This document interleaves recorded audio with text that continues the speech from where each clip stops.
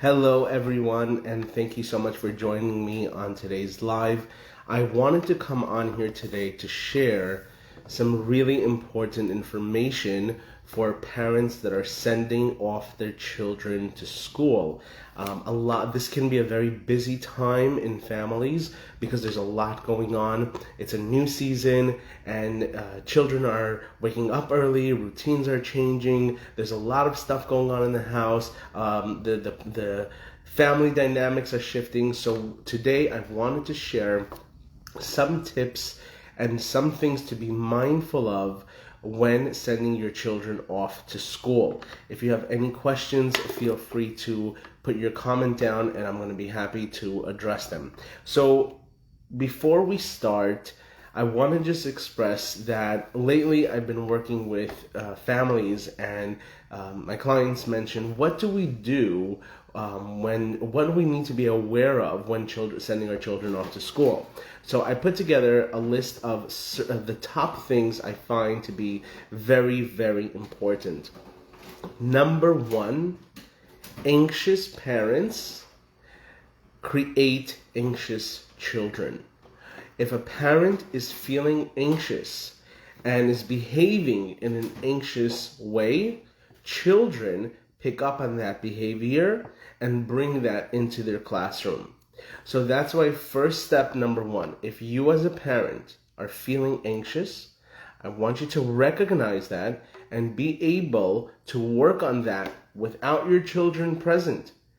When you are next to your child, for them to be able to see you in a calm, relaxed way, so this way they can take on those characteristics in the classroom. Because children want to be just like their parents. As they're growing up, they're looking to their parents as an example. So if your morning routine looks very, very hectic and very, very busy, and there's yelling and screaming and certain not nice remarks are said in the morning, the child holds on to that and brings that in to his bus ride and brings that into the classroom, and his day is ruined, and we definitely don't want to do that. So if certain things are making you feel worried or anxious or frustrated, as a parent, you want to be able to settle them before the morning even starts, possibly the day before, a week before, to make sure that when school time comes, you are ready to begin. Of course, the summer months, we're a lot more relaxed, and we're enjoying our vacation, and we're going on different types of trips, and oftentimes the schedule of our children are changed. And now that we're back to school, we have to make sure to get back to routine. Children function best when there is routine, especially children who have ADHD, if there's any type of learning disability. Routine is extremely important, especially when it comes to sleep time, bedtime, the night routine, what has to be done. A lot of times parents have challenges with showering and getting into pajamas, and the bedtime is supposed to be, let's say, at 8 o'clock or 8:30, ends up being at 10:30 or 11, and then the child doesn't get enough sleep and wakes up late, and this cycle just continues. That's why it's extremely important to also have a conversation with your child. You don't want to just throw that onto your child and, if every day he was or she was going to sleep at 10:30, 11 o'clock at night because there was no schedule, there was no school, and now you want them to go to sleep at 8 o'clock and get ready in their pajamas at 7:30, for them, that's a very big shift. So you need to be able to have a conversation with your child to be able to say, now is school time, and I know what it feels like to go to sleep earlier, and I know sometimes you don't want to do it, you want to stay up later, and you want to watch something, and you want to play with your toys, but, what's the purpose? Why do you think it's important for you to go to sleep earlier, right? You want to create that platform, that a safe space for your child to talk about their feelings, and also for you to talk about your feelings as a parent and why it's so important for your child to have a nighttime routine. You want to try your best to look at your day and see what is causing your day the most frustration? Is it shower time? Why is shower time causing the most frustration? Is it making your children change from their regular clothes into their pajamas and getting them to bed? Are children giving you a very hard time and wanting you to stay in their room and read them a bedtime story, and that means you can't do other things? So what is really going on that's causing you the most stress? And once you figure that out, let's try to figure out how you can work on that to make it less stressful for you. So bedtime is definitely number one, and not only bedtime, but a nighttime routine. That means if bedtime is 8 o'clock, that means no more electronics from 7 o'clock. 7 o'clock is winding down time. That means all the electronics are off. It's shower time. If they showered and they're finished their homework and they're all done with everything, they can read a book.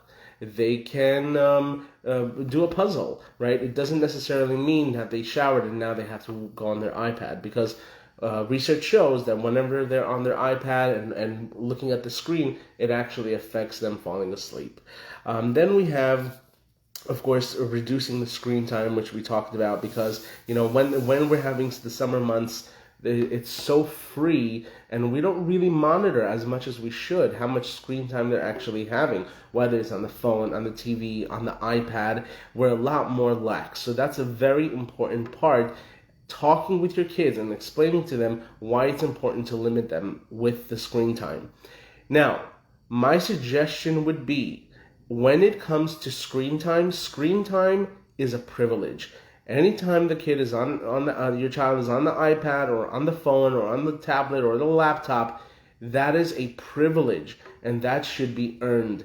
Whether you do a specific chart with them and they do their chores and they do everything that they're supposed to, they do their homework and they clean up after themselves and they do everything that they're supposed to, their reward can be screen time. If children love this, right, and in your home, obviously in every home it's different. Some homes, don't do electronics at all, and some do.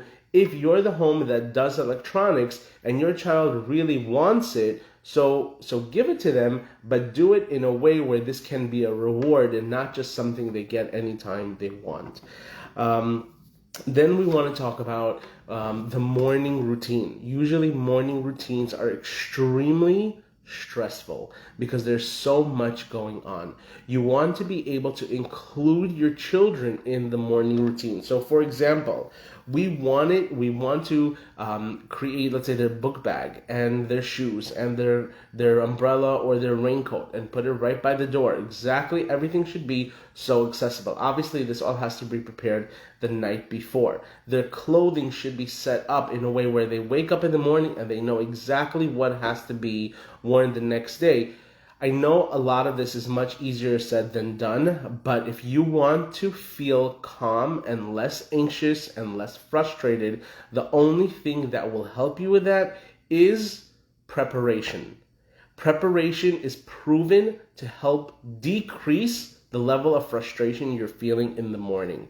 So if you want to have a calm, relaxed morning, the night before, prepare it. You can even prepare it with your child, because some children are very picky in what they want to wear, what snack they choose to take to school. So prepare that with them the night before. So this way in the morning, you're not even engaging in that conversation. Their snack bag is already ready. Their outfit is already ready. All their bag is already ready. You're not looking for certain homework sheets. Everything is organized and much easier for them to get out of the house. And we want to be able to encourage children. Obviously, this goes with, being age appropriate, but there's no reason why a 10-year-old child should be being dressed by their parent, right? Obviously, every circumstance is different, and if there's any physical disability, of course, that's not what I'm talking about. But if you have a child who's half asleep and you as the parent are dressing them up in the morning, that's not okay, because many other things in the house have to be done. So getting them involved in how they get themselves ready, teaching them responsibility. If they have a hard time specifically with getting dressed, a lot of the times children have sensory challenges, whether it's with their socks or whether it's with their belt or their clothing don't fit so well and they don't like it and it frustrates them. Then it might be a sensory issue that needs to be checked out. So if that's a concern for you, if you're constantly noticing that you're having problems with shower time or dressing up time or brushing the hair or doing these different types of things, my suggestion would be reach out to either a therapist, an occupational therapist, to be able to see what's going on and why the children are bringing up this issue. We also want to discuss with kids succeed with visual aids. What that means is children need to see what they're doing. If you go to any classroom, you'll usually see the daily schedule, right? Do the same thing in your home. So for example, for the routine, or have a checklist, right? A morning checklist, a nighttime checklist, what the child needs to bring with them to school. So when a child sees this visually, you can post it in their room, you can post it on the fridge, in a general area that everybody can see, that it can be easily accessible for the child to look at the checklist and say, okay, did I get this? Did I get this? Did I get this? I'm all set. I'm able to now ready to go to school. So you can put like a poster. We also want to be able to practice the routine. Whatever it is you want your child to do, don't wait for the moment for them to do it. Practice ahead of time. You want to kind of desensitize them to this routine, because when it's something new, you can't expect them to do it perfectly from the first try. So beforehand, practice with them. Say, hey, tomorrow we're going to school.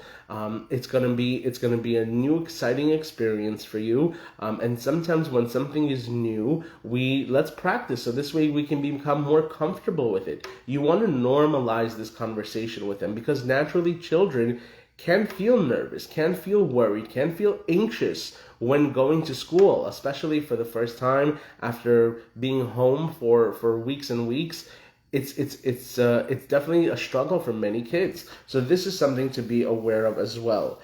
Now, after school, you want to have a routine with your children after school. What do they do after school? What time do they do their homework? How much time should they spend on homework?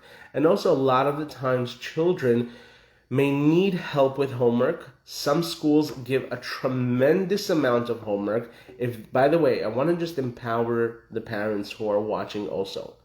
If you feel that your school is giving way too much homework for your child, and your child has no life because they're in school all day, and then they come home and they're studying for the exams and they have a lot of homework and they have no playtime and no time for socialization or no time to do any extracurricular activities, my suggestion for you is advocate for your children, because that is unhealthy. Unfortunately, the school system, I don't want to generalize, but some school systems will throw on so much homework on children, and instead of making a child succeed, it breaks the child, and that's not what we want to do.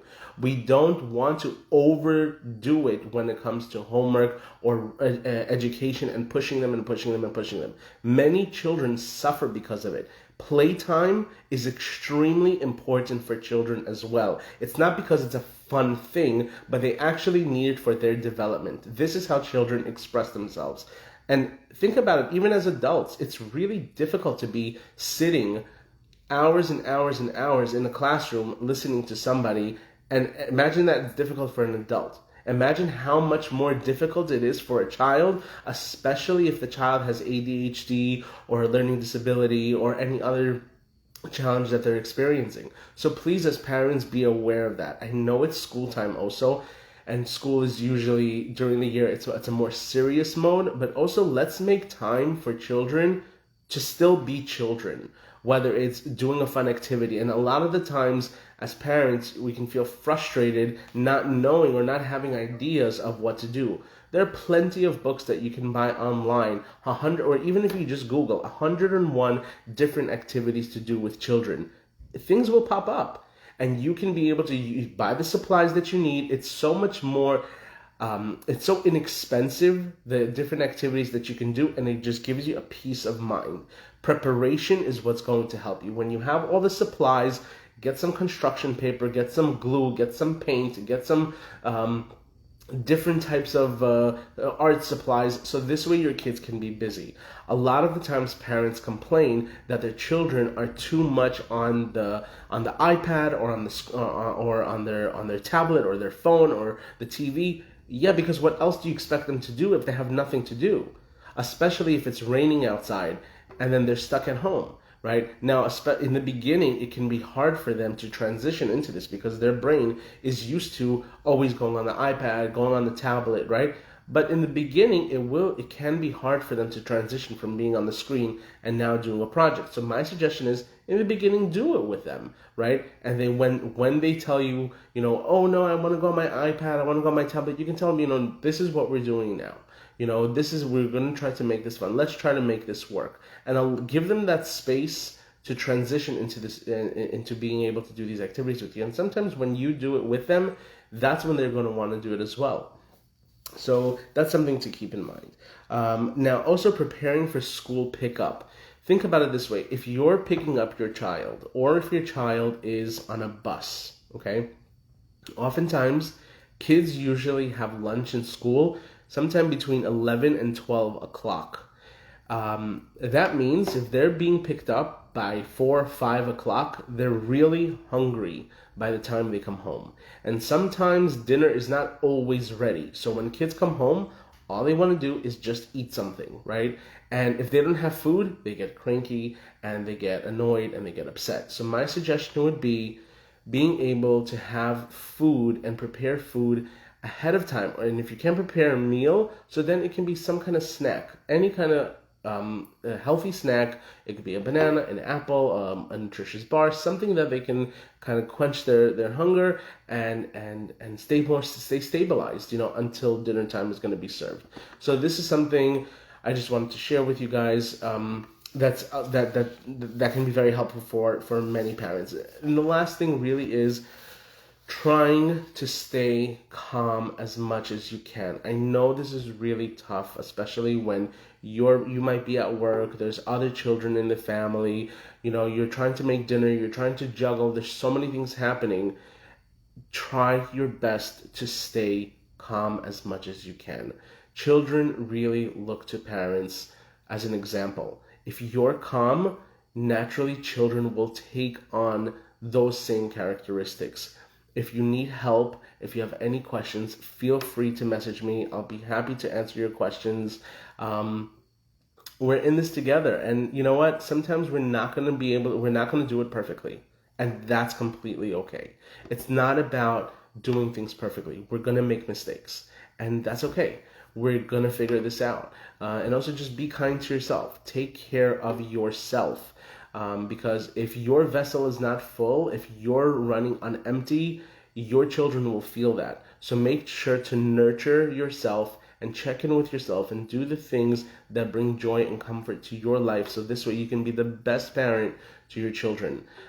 Thanks guys so much for hanging on with me today on the live, and looking forward to doing another one very soon. If you have any suggestions for future lives, let me know, and I'm going to be happy to share my thoughts with you. All the best and have a good night.